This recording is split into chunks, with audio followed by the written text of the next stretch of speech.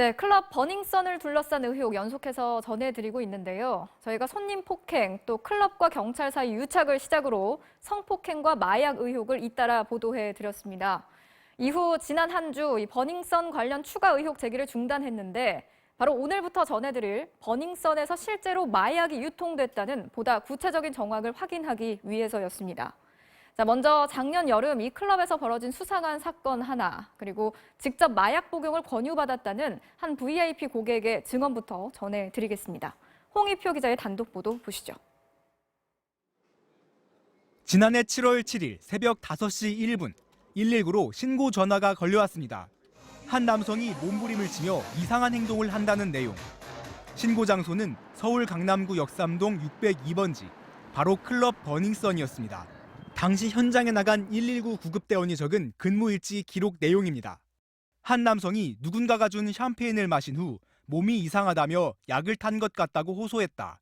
또 혈압과 맥박 등을 측정하기 어려울 정도로 몸부림이 심했고 동공이 크게 확대돼 있었다. 약물 중독이 추정된다고 돼 있습니다. 버닝썬 클럽에서 약물 중독 의심 환자가 발생해 대학병원으로 긴급 이송된 사건. 당시 클럽에 있던 손님들도 남성이 테이블에서 약을 탄 술을 마시더니 거품을 물고 발작까지 일으켰다. 경호원 8명이 부축해 몸을 들고 있어야 할 정도였다는 목격담을 SNS에 올렸습니다. 그런데 소동이 벌어진 지 11시간 뒤 버닝썬 직원들이 모인 단체 대화방에 이런 글이 올라왔습니다.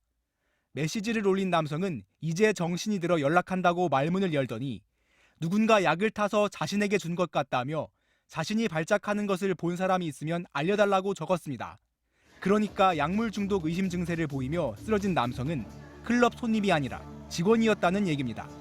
가서 이제 치료받고 이렇게 나왔던 일이 있었습니다. 발작하셨던 분이 CCTV를 보여달라고 연락을 해서 CCTV를 직접 가지고 가셨고, 쓰러진 남성의 상태를 볼 때 누군가 마약을 술에 탄 걸로 의심되지만 사건의 진상은 명확히 밝혀지지 않았습니다.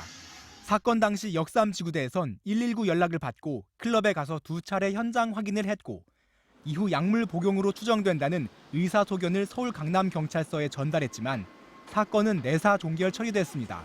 이에 대해 서울 강남경찰서는 간이검사 결과에선 필로폰 양성 반응이 나왔지만 이후 국과수 정밀검사에서 음성으로 바뀌어 더 이상 수사를 진행하지 않았다고 밝혔습니다.